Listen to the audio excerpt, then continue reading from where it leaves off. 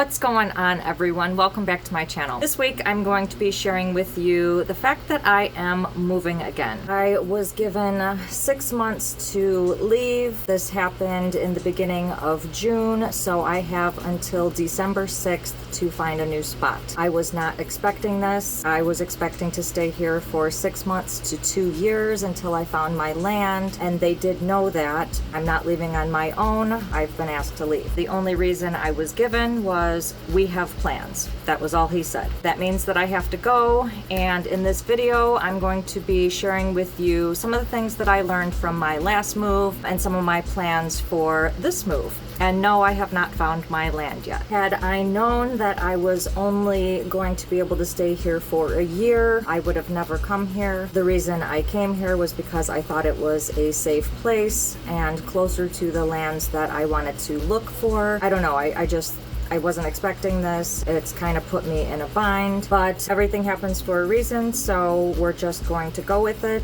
and it's part of my journey, so you guys will find out all about it. I am lucky that they gave me 6 months rather than 30 days to plan this move because a lot is entailed when it comes to moving a tiny house. So the first thing I had to do was secure a spot somewhere else, so I do know where I'm going. However, that could change within the 6 months or depending on whenever I leave. I'm in the process of planning it all right now. We are all in the process of working out the contract, pricing, the spot, and all that. This would be a 1-year lease, and it would be reassessed depending on what my situation was at that time. One of my viewers suggested that I digitize my moving checklists and put them on a sheet of paper so that each time I move, I have this list so that I could check off. And let me tell you, I think this is going to be really easy because I get to put down each room. I went on my computer and took all those lists and made little check boxes for each of those check things so that I can check it off, and then I saved it into my computer so that each time I move, I have this moving checklist. This is a lot easier for me because I get to include all of these rooms and get to go room to room and check off everything that I need to do before I go. Speaking of transportation, I do have somebody that's moving my tiny house as well as moving my golf cart already. These were the first things that I had to plan on my last move, and it was the easiest thing to do planning for this move because I've got connections. I'm going to be transporting my house. I'll have insurance on it. I'm going to be adding moving my house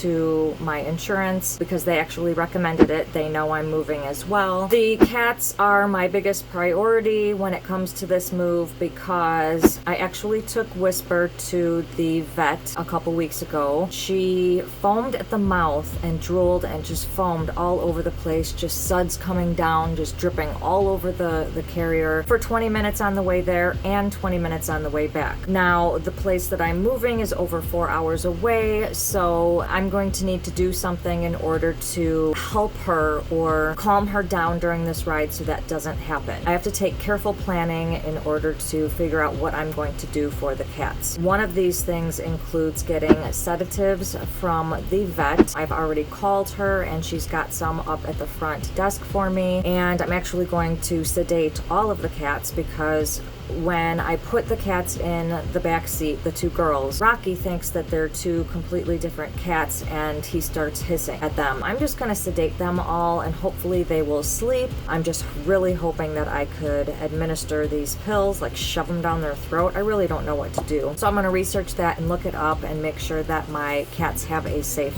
ride because last time it was kind of crazy. They soiled their carriers. I've had to get all new carriers. I've had to get puppy pee pads that I'm going to line my car with just in case they pee in the carrier. I don't want it to get inside my car. I'll probably even line the inside of the carrier so that I don't have to keep buying carriers each time the cats soil the carriers. It's going to be a lot. More things I'm going to do for the cats. I have been giving Whisper CBD every day and every night for her allergies or whatever she has going on, and it's been helping. I could also give the other 2 cats cats the CBD maybe a week before, and then throughout the ride, hopefully that would keep them calmer as well. Another thing I bought was feel away spray. I'm going to be spraying their carriers a half an hour before I leave in order for them to smell this calming pheromone that's on the carriers, and then hopefully that will help as well. It was suggested that I get collars for the cats. I asked the vet about that, and she said she wouldn't do the collars because she doesn't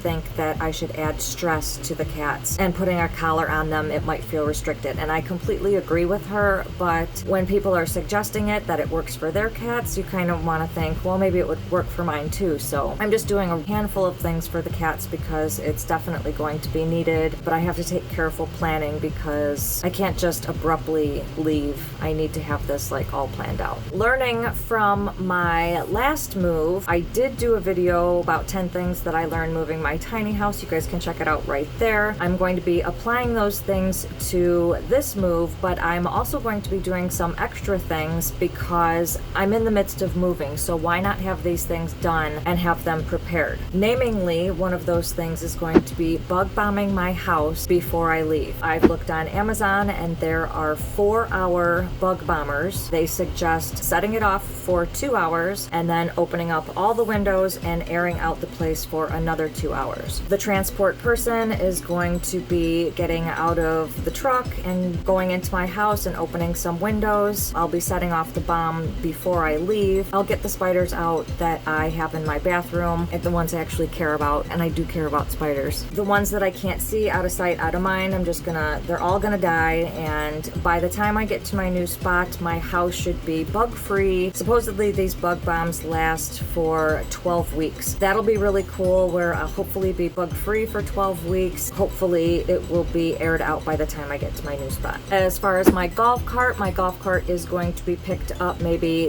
the week before and transported to the new spot, and maybe even some outdoor stuff that I have in my canopy would go with that transport person. Speaking of my canopy, I have to figure out how to take it down basically and how to transport it. So this is something new for me. Last time I had my shed and I sold my shed, so it was easy for me to not have to worry about moving a big item. So now I have this canopy and it took a few hours to put it up, probably gonna take a few hours to put it down, but now that needs space. So I'm going to have to create space probably inside my kitchen hallway where most of the other outside stuff goes, because it's, long pipes and stuff. So again, did not plan for this yet because I hadn't had a canopy. Now that I have a canopy, there's different plans going on. What should I do with it? Should I take it down and sell it? Should I take it down and bring it? So we'll see what happens there. I do have somebody helping me take that down as well, and if that person can't help, then I've got a couple other people that can help me. If you guys can remember,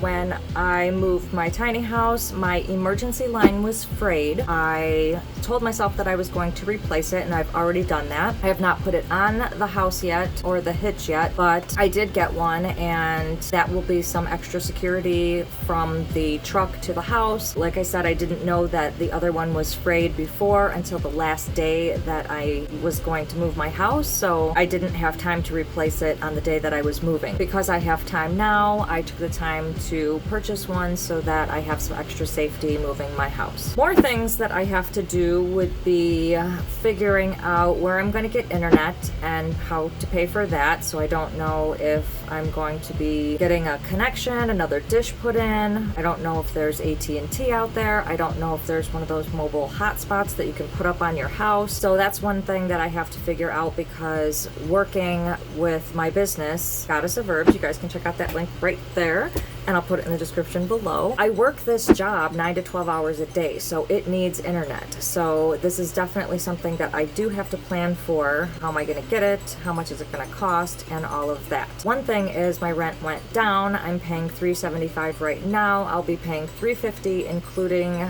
electric at the new spot. More things would be utilities. Where am I going to drain my gray water where it's being drained onto the ground? Am I gonna have sewer? Am I going to have septic? Like where, like utilities, what am I going to be doing with utilities? And electric. I have a 50 amp, so I had to make sure that the new spot could accommodate that as well, and they absolutely can. So all is good there. Other things include, where is the nearest post office? Where are the nearest stores? How far am I going to have to drive to get from here to there? Does Amazon deliver at your place? I needed to know that because I order a lot on Amazon for my business. When you're living in the South and in the woods, you have to make sure that, I guess, the Amazon and delivery people can get to your place. If not, you just get a post office box, which I think I'm going to do anyway for my business. And see, there again, change of address, I have to figure out when am I going to put that in. I've got to return my key. Again, all of these things are on the task list for me to do, so actually that makes it easier. Another thing that I am going to do that's new, hopefully this will happen, I've got carpenter bees here. So I've gotten a suggestion from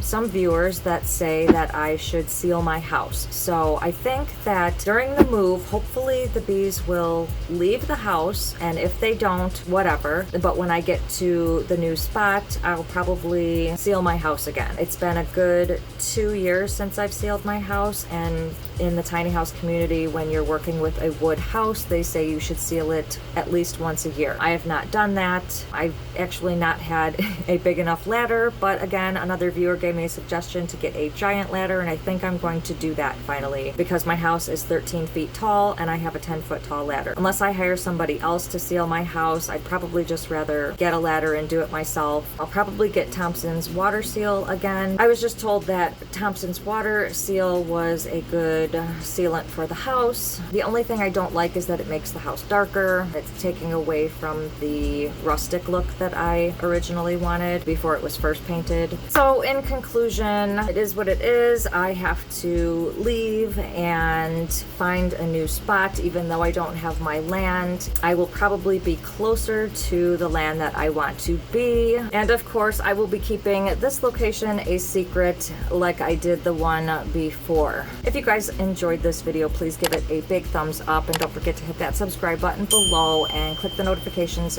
bell so you can receive a notification each time I post a new video. And supposedly these bug bombs, blah, I don't know. I was just told that it was a good seal. Gnats. But I will be keeping the location a secret until I get there, just as before.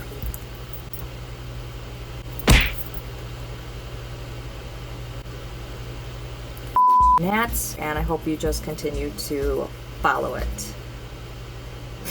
Okay, so my YouTube channel.